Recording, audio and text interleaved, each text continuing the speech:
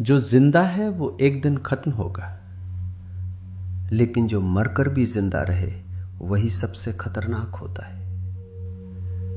इसलिए मैं कहता हूं, जिंदे आम्बेडकर से ज्यादा मरा हुआ आम्बेडकर खतरनाक है।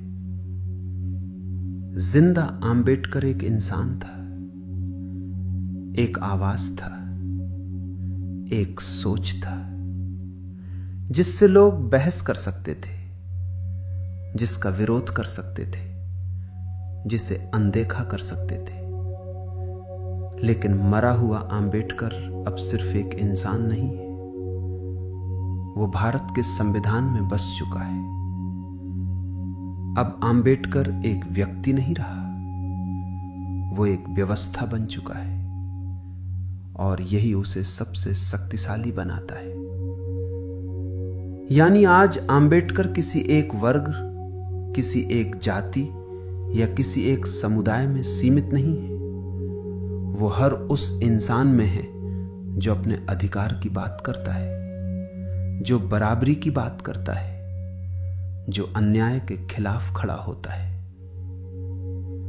अगर आम्बेडकर सिर्फ जिंदा रहता तो शायद वक्त के साथ उनका असर भी सीमित हो जाता।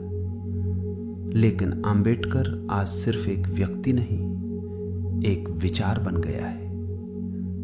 और जब वो विचार संविधान में उतर गया तब वो अमर हो गया। अब उसे मिटाना नामुमकिन है, क्योंकि अब वो किसी किताब के पन्ने में नहीं, बल्कि भारत के लोगों के अस्तित्व का हिस्सा बन चुका है। सोचो, अगर आम्बेडकर नहीं होता तो क्या भारत सच में एक मजबूत लोकतंत्र बन पाता, या बस नाम का लोकतंत्र रह जाता? संविधान तो शायद तब भी लिखा जाता, लेकिन उसमें वो सोच, वो दूरदृष्टि और हर व्यक्ति को साथ लेकर चलने की जिद शायद उसमें नहीं होती। वो सिर्फ एक ढांचा बनकर रह जाता, जैसा कई देशों में हुआ है, जहां कागज पर अधिकार होते हैं पर जमीन पर उनकी कोई आवाज नहीं होती। और तब सत्ता कुछ हाथों में सिमट जाती और बाकी समाज बस उसे सहता रहता, खासकर महिलाएं। और सबसे बड़ी बात, महिलाओं के लिए जो बदलाव आए वो भी शायद कभी नहीं आते। हिंदू कोड बिल के जरिए आम्बेडकर ने महिलाओं को संपत्ति, विवाह और तलाक का अधिकार देकर समाज में पुरुष के बराबर समान स्थान दिलाने की नींव रखी। यह सुधार किसी एक जाति या वर्ग के लिए नहीं था, यह हर उस महिला के लिए था जिसे सदियों से परंपराओं के नाम पर सीमित किया गया था।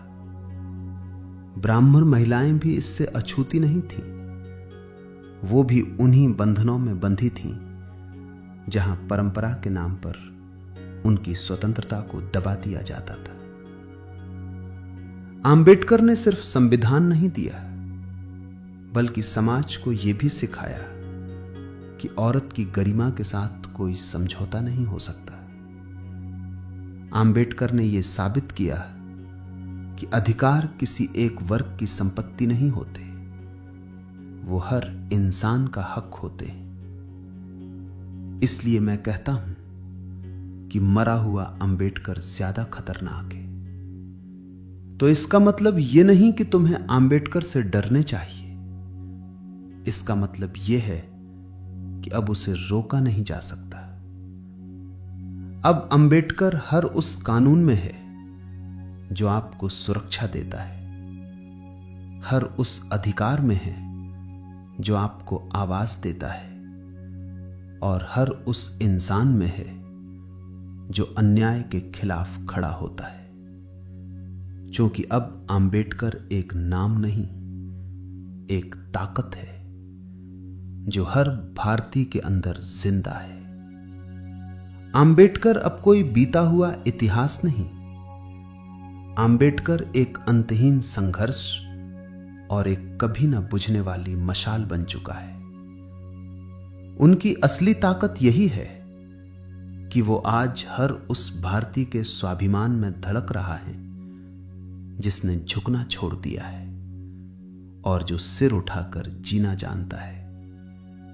और एक बात जो अक्सर लोग समझ नहीं पाते, भारत की असली मजबूती उसकी ताकतवर सेना या उसकी बड़ी जनसंख्या में नहीं, बल्कि उसके संविधान में है।